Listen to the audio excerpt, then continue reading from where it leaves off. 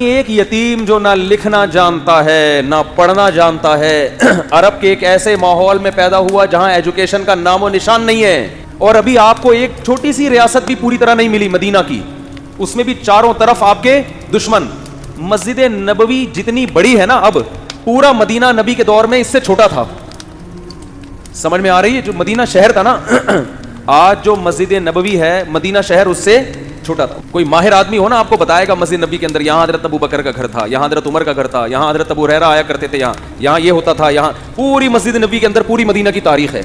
اتنی چھوٹی سی جگہ، بہت کمزور معمولی سی ریاست جو اپنے پاؤں پہ ابھی کھڑی بھی نہیں ہو پا رہی، سنبھل بھی نہیں پا رہے، اور خطوط لکھے جا رہے ہیں ہرقل کو۔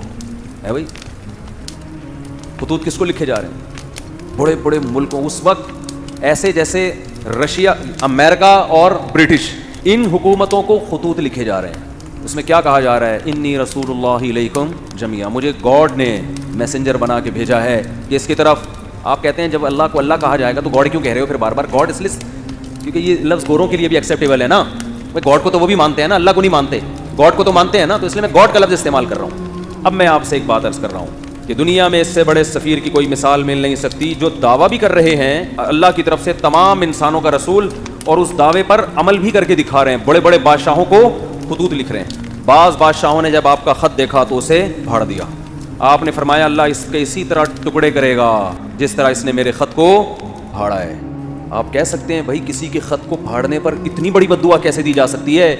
بات یہ ہے کہ دعویٰ جتنا بڑا ہو، اس دعوے کا انکار بھی اتنا ہی بڑا جرم ہوتا ہے۔ اس کے ذمہ لازم تھا، کیونکہ نئے پیغمبر کا لوگ انتظار کر رہے تھے، لوگوں کو یقین تھا کہ حضرت عیسیٰ ابن مریم آخری نبی نہیں ہے۔ عیسائی بھی انتظار کر رہے تھے، یہودی بھی انتظار کر رہے تھے۔ ایسے موقع پہ اگر کوئی دعویٰ کرے تو دعویٰ سنتے ہی اس کو پھاڑ ڈالنا، یہ اللہ سے دشمنی لینے کے مترادف ہے۔ اس لیے رسول اللہ صلی اللہ علیہ وسلم نے فرمایا لا يسمع بی احد من هذه الامہ یہودیا کان او نصرانیا ثم لم یؤمن بالذی ارسلت به الا دخل النار۔ فرمائے میری پوزیشن یہ نہیں ہے کہ کوئی میری دعوت سنے، اس کا دل چاہے تو مان لے، دل چاہے تو نہ مانے، نہ نہ نہ نہ نہ نہ۔ میری حیثیت یہ ہے کہ اس امت میں کوئی یہودی عیسائی میرے بارے میں سنے اور پھر تحقیق کر کے مجھ پر ایمان نہ لے کر آیا تو اس کا ٹھکانہ جہنم کی آگ ہے۔ اس نے اس کو ویلیو کیوں نہیں دی؟ بالکل اس کی مثال ایسے جیسے کلاس روک کر ایک شخص کہہ رہا ہے مجھے پرنسپل نے بھیجا ہے، اور ٹیچر اس کی بات کو لفٹ کرانے کے لیے تیار نہیں ہے، تو آپ کیا سمجھتے ہیں پرنسپل چھوڑ دے گا اس کو؟ اور وہ کہہ بھی رہا ہے کہ میں سب پوری کلاس کے لیے پیغام لے کر آیا ہوں، اور پیغام بھی بہت اہم ہے۔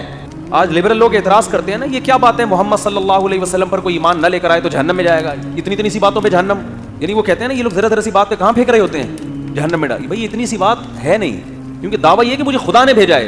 اب آپ کے ذمے ہے کہ آپ تحقیق کرو کہ یہ اپنے دعوے میں جھوٹے ہیں یا سچے۔ آپ اس کان سے سن کے اس کان سے نکالنے کا آپشن آپ کے پاس ختم ہو گیا۔ ابھی آپشن نہیں ہے آپ کے پاس کہ ادھر سے سنیں اور ادھر سے نکال دیں گے، یار یہ مسلمانوں کے مذہبی معاملات ہیں، چھوڑو۔ آپ کہہ سکتے ہیں کہ کیا دلیل ہے آپ کے پاس کہ محمد ابن عبداللہ صلی اللہ علیہ وسلم اس دعوے میں سچے تھے؟ کیا دلیل ہے آپ کے پاس؟ ہم کہتے ہیں 1400 سال پہلے جو آپ کی نبوت کے برحق ہونے کے دلائل تھے وہ تو تھے، وہ لوگوں نے اپنی آنکھوں سے دیکھے۔ 1400 سال کے بعد جو آپ کے برحق ہونے کے دلائل ہیں وہ پہلے سے بھی زیادہ ہیں، وہ اس سے بھی زیادہ ہیں۔ اگر خدا محمد صلی اللہ علیہ وسلم کو میسنجر بنا کے بھیجتا اور یہ نہ کہتا کہ یہ آخری پیغمبر ہیں، تو خدا کے ذمے محمد صلی اللہ علیہ وسلم کی تعلیمات کی حفاظت بولو نہیں تھی۔ اللہ کہہ دیتا کہ ان کی تعلیمات جب مسخ ہوں گی تو میں دوسرا پیغمبر بھیج دوں گا۔ خدا نے محمد ابن عبداللہ صلی اللہ علیہ وسلم کے بارے میں 2 دعوے کیے، یہ میرے میسنجر ہیں اور لاسٹ میسنجر، ان کے بعد کوئی نبی نہیں ہے، کیونکہ ساری دنیا کے سارے انسانوں کے لیے۔ اس دعوے میں اللہ نے ایک اور دعویٰ کر دیا کہ ان کی تعلیمات کو میں قیامت تک کے لیے محفوظ کر دوں گا۔ اللہ کے ذمے تھا کہ محمد صلی اللہ علیہ وسلم کی تعلیمات کی حفاظت کرتے۔